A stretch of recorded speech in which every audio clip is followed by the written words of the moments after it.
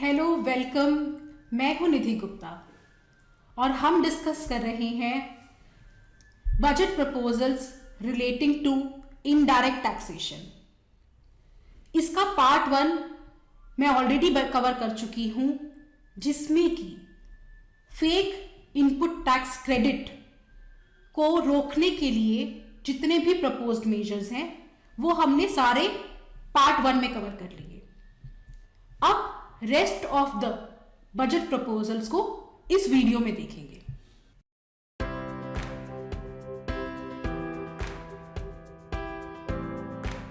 इस बजट में एक बहुत बड़ा अनाउंसमेंट हुआ एग्रीकल्चरल इंफ्रास्ट्रक्चर सेस को लेकर, जिससे कि एग्रीकल्चरल इंफ्रास्ट्रक्चर को फैसिलिटेट किया जाएगा। लेकिन साथ साथ ये भी कहा गया कि इसका असर कंज्यूमर पर नहीं पड़ेगा, क्योंकि साथ साथ कॉरस्पॉन्डिंग एक्साइज और कस्टम्स की ड्यूटी कम कर दी जाएंगी। फॉर एग्जाम्पल, शराब पर कस्टम्स ड्यूटी 150% से घटाकर 50% कर दी गई और 100% उस पर एग्रीकल्चरल सेस लगा दिया गया। लेकिन ऐसा किया क्यों? आप टैक्स कम कर रहे हो, उतना ही सेस लगा रहे हो, कंज्यूमर पर इसका कोई फर्क नहीं पड़ रहा।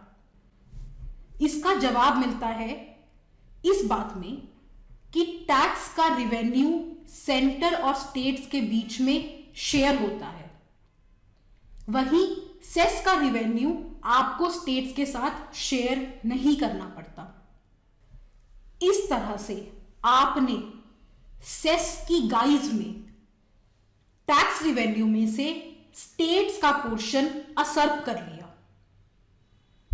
और ये कोऑपरेटिव फेडरलिज्म की स्पिरिट के एक अगेंस्ट बहुत बड़ा मूव है।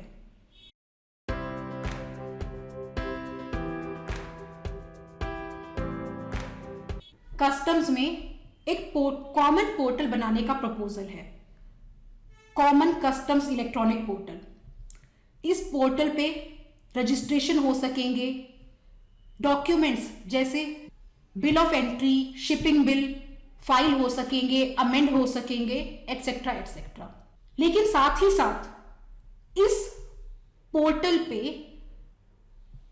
प्रॉपर ऑफिसर नोटिस, समन भी जारी कर सकते हैं। तो एक एडिशनल मोड ऑफ सर्विस इस पोर्टल के थ्रू क्रिएट कर दी गई है फॉर डिपार्टमेंटल कम्युनिकेशंस, जो जीएसटी में ऑलरेडी एग्जिस्ट कर रही है।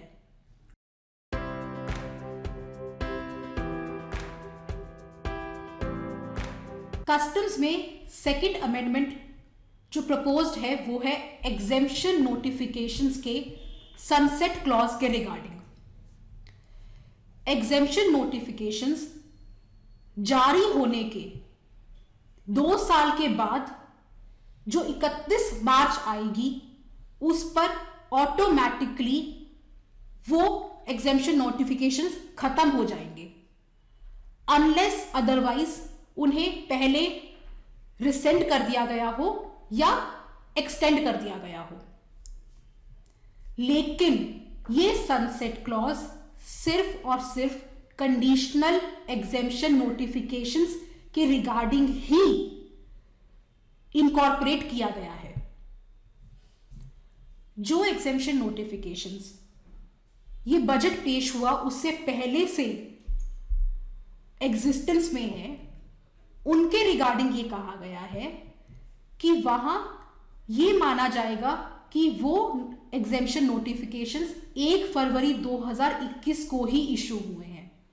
इसका मतलब अब तक के सभी कंडीशनल एग्जेम्पशन नोटिफिकेशंस कस्टम्स के 31 मार्च 2023 को ऑटोमेटिकली खत्म हो जाएंगे, अनलेस स्पेसिफिकली एक्सटेंड कर दिए जाएं या पहले रिसेंड कर लिए जाएं।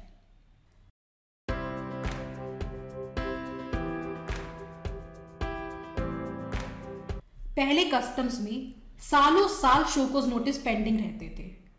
एक बार फाइल खुल गई तो पता नहीं कब शोकोज नोटिस इशू होगा, कब एडजुडिकेट होगा। तो इसके लिए एक प्रोविजन डाला गया कि मैक्सिमम 1 साल के अंदर आपको शोकोज नोटिस एडजुडिकेट करना है एज फार एज पॉसिबल। मतलब ये एक एडवाइजरी थी कि आप 1 साल के अंदर शोकोज नोटिस एडजुडिकेट कर दो। 2018 में इस एडवाइजरी को मैंडेटरी कर दिया गया, लेकिन ये सिर्फ उन केसेस के लिए था जहां शोकोज नोटिस इशू हो चुका है। अब इस बजट में एक अमेंडमेंट प्रपोज्ड है जो शोकोज नोटिस इशू करने के लिए भी टाइमलाइन सेट करती है कि अगर आपकी प्रोसीडिंग्स इनिशिएट हो गई है बाय वे ऑफ ऑडिट और सर्च एटसेट्रा, तो उन केसेस में मैक्सिमम 2 साल के अंदर आपको शोकोज नोटिस इशू करना है।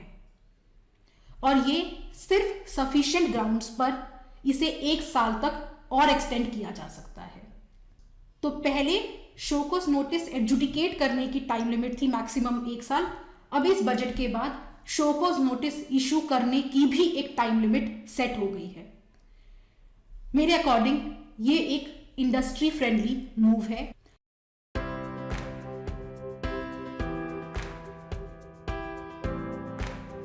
सीजीएसटी एक्ट में बजट में जो प्रपोज्ड अमेंडमेंट है उसमें एक बहुत बड़ा और मेरे अकॉर्डिंग ड्रैकोनियन अमेंडमेंट आया है ट्रांजिट सीजर्स के केस में। पहले ट्रांजिट सीजर्स के केस में सीजर होने पर टैक्स प्लस 100% पेनल्टी लगती थी। अब उसे चेंज कर 200% पेनल्टी कर दी गई है। बेशक वहां से टैक्स हटा दिया गया है। पहले टैक्स प्लस 100% पेनल्टी, अब टैक्स रिमूव कर दिया और पेनल्टी बढ़ाकर 200% कर दी। तो ये किया क्यों? एक एग्जांपल से समझते हैं।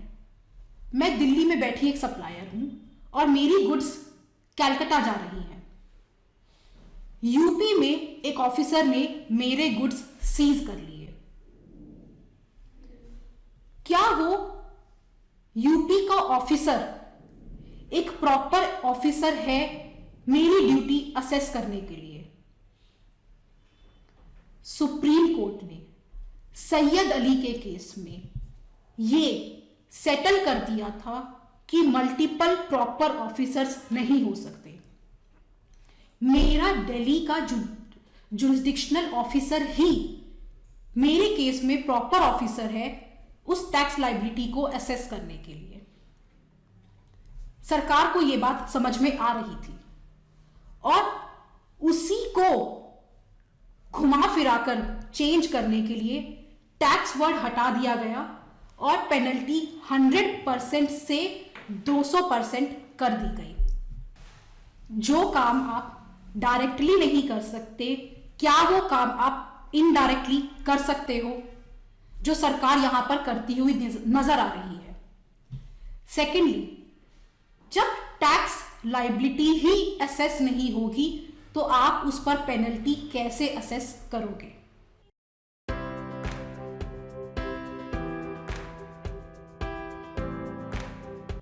लेकिन ट्रांजिट सीजर्स के केस में जो एक अच्छा स्टेप सरकार ने इस बजट में लिया है वो ये है कि आपको सीजर्स के 7 डेज के अंदर नोटिस जारी करना है और उसके फर्दर 7 डेज के अंदर उसे एडजुडिकेट भी करना है।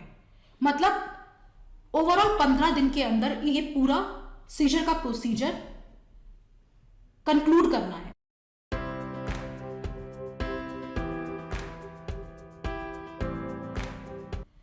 लेकिन ये अमेंडमेंट ये भी कहता है कि एडजुडिकेट होने के 15 दिन के अंदर अगर पेनल्टी नहीं जमा करवाई गई तो ऑफिसर गुड्स डिस्पोज कर देगा। ये ऑर्डर एक अपीलेबल ऑर्डर है अंडर सेक्शन 107। तो जो मेरा अपील करने का 3 महीने का पीरियड है वो आप कहां खा गए? 15 दिन के अंदर वो गुड्स को डिस्पोज कैसे कर सकता है जब मेरे पास उस ऑर्डर के अगेंस्ट अपील करने का 3 महीने का टाइम पीरियड है? इसलिए मेरे ओपिनियन में ये अमेंडमेंट अनसस्टेनेबल है in the eyes of law.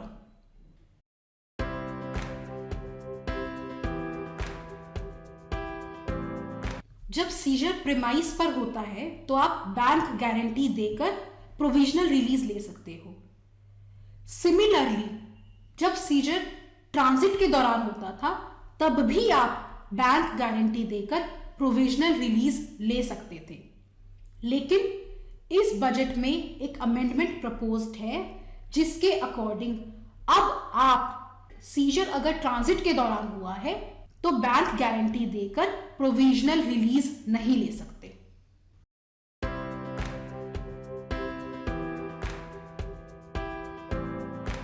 Appeal के केसेस में एक पार्टी को अपील करने के लिए पूरी एडमिटेड लायबिलिटी और डिस्प्यूटेड लायबिलिटी का 10% जमा करवाना पड़ता था अपील करने के लिए, लेकिन वहां इंटरेस्ट और पेनल्टी नहीं जमा करवाने होते थे। अब इस बजट में एक अमेंडमेंट प्रपोज्ड है जिसके अकॉर्डिंग सीजर केसेस में आपको पेनल्टी का भी 25% जमा करवाना होगा अपील करने के लिए।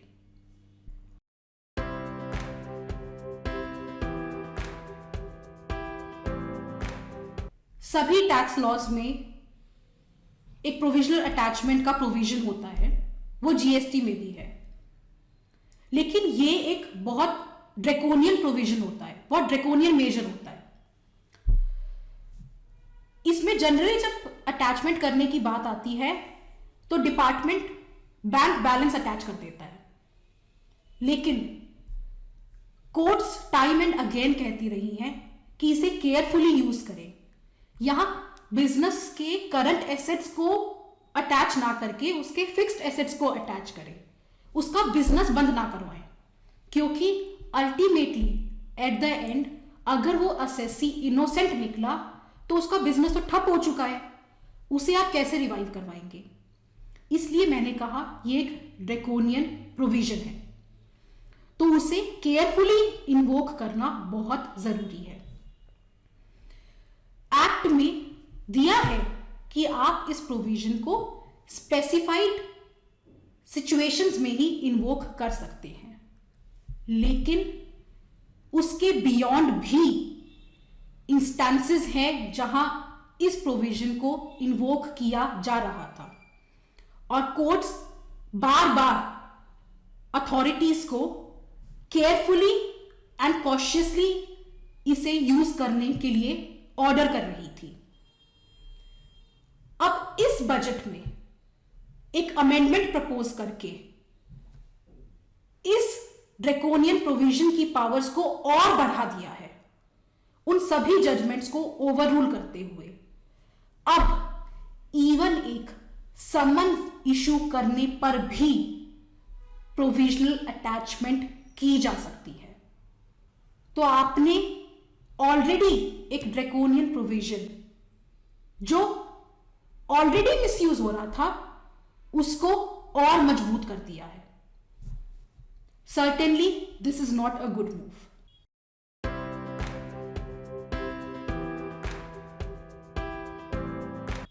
बजट में इंटरेस्ट को लेकर भी एक अमेंडमेंट प्रपोज्ड है। Section 50 of CGST act tax delay होने पर इंटरेस्ट की बात करता है। इस प्रोविजन को इन्वोक करते हुए डिपार्टमेंट ने 50% से ज्यादा असेसीज को इंटरेस्ट के नोटिस भेज दिए गए।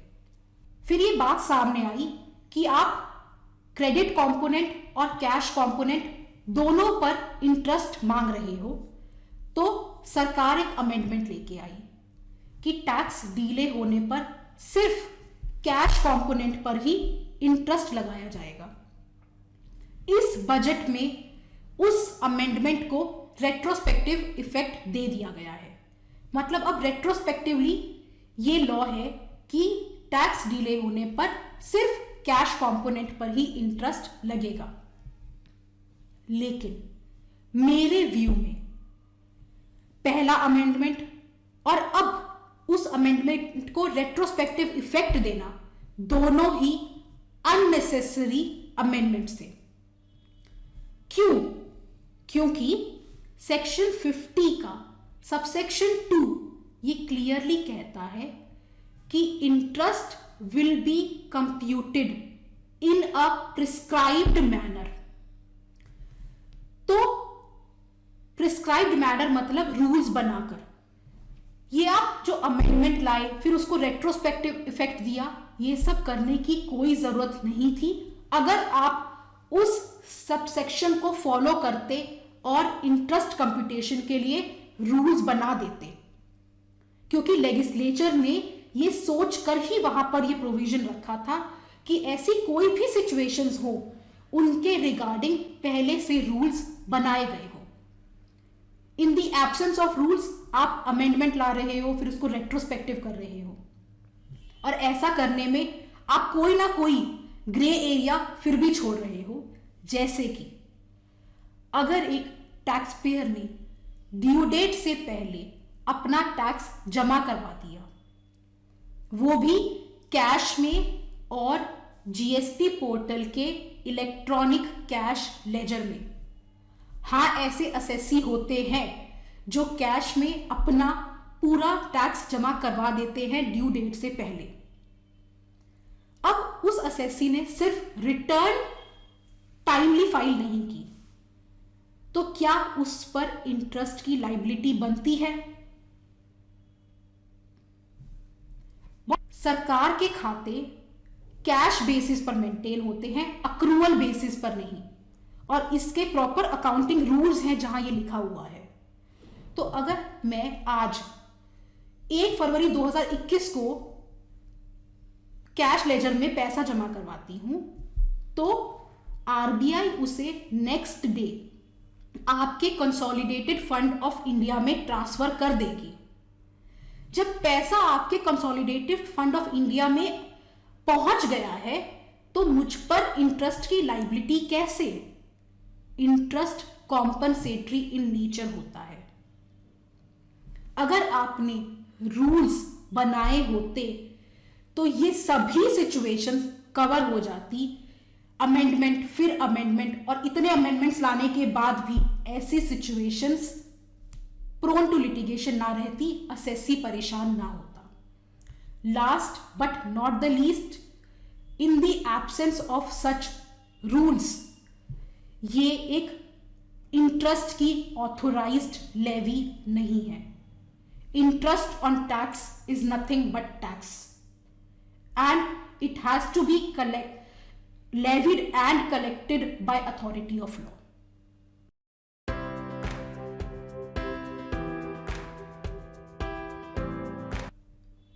अब जीएसटी एक्ट में एक बजट में प्रपोज्ड इंडस्ट्री फ्रेंडली अमेंडमेंट को भी देख लेते हैं। जीएसटी में स्पेसिफाइड टर्नओवर के बाद आपको ऑडिट करवाना होता था, उस रिक्वायरमेंट को इस बजट में खत्म कर दिया गया है। इसकी जगह अब एक सेल्फ सर्टिफाइड रिकंसिलिएशन स्टेटमेंट देनी होगी जो रिकंसिलिएशन शो करेगी बिटवीन एनुअल रिटर्न और ऑडिटेड फाइनेंशियल स्टेटमेंट। ऑडिटेड मतलब unaudited under any other law, be it company law, income tax law. तो ये एक इंडस्ट्री फ्रेंडली मूव है।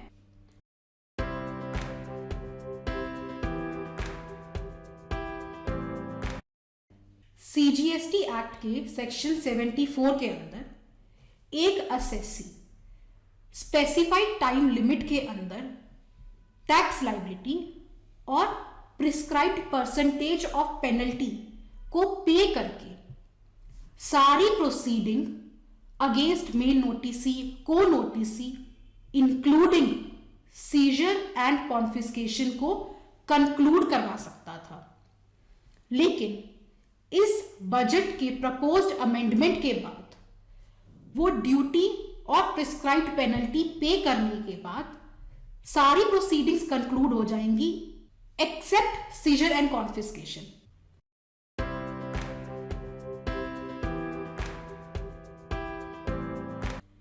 एक इंसान अपने आप को सेल नहीं कर सकता, सर्विस नहीं दे सकता, सप्लाई नहीं कर सकता, तो कोई भी सप्लाई होने के लिए दो लोग होने चाहिए। Doctrine of mutuality. क्लब और एसोसिएशंस के रिगार्डिंग ये हिस्टोरिक टाइम से एक बहुत डिस्प्यूटेबल क्वेश्चन रहा है कि जब वो लोग अपने मेंबर्स को कुछ सप्लाई करते हैं, गुड्स या सर्विसेज, तो क्या वहां पर दो पर्सन्स इन्वॉल्व है या नहीं, या वो लोग एक सिर्फ कलेक्टिव बीइंग हैं। जीएसटी में इसे सप्लाई में कवर करने के लिए दो प्रोविजंस थे। पहला, पर्सन की डेफिनेशन में क्लब और एसोसिएशन को एक पर्सन माना था। सेकंड, शेड्यूल 2 में यह लिखा था कि क्लब और एसोसिएशन जब अपने मेंबर्स को कुछ सप्लाई करते हैं तो वो सप्लाई ऑफ सर्विस होता है। लेकिन इससे भी सरकार की जो इस पे टैक्स लगाने की मंशा थी वो पूरी तरह से सर्व नहीं हो रही थी, क्योंकि शेड्यूल 2 सिर्फ ये बताता है कि जो सप्लाई है वो गुड्स की सप्लाई है या सर्विस की सप्लाई है। वो ये डीमिंग फिक्शन को वैलिडेट नहीं करता, जैसा कि डिस्टिंक्ट पर्सन के केस में सरकार ने एक्ट में क्रिएट किया है। इसी को ध्यान में रखते हुए अब सरकार ने शेड्यूल 2 में से तो वो प्रोविजन स्ट्राइक आउट कर दिया और सप्लाई की डेफिनेशन जो सेक्शन 7 में है उसे ही अमेंड कर दिया है, और क्लब्स और उनके मेंबर्स के बीच में होने वाली सप्लाईज को एक डीमिंग प्रोविजन से जीएसटी के दायरे में ला दिया है।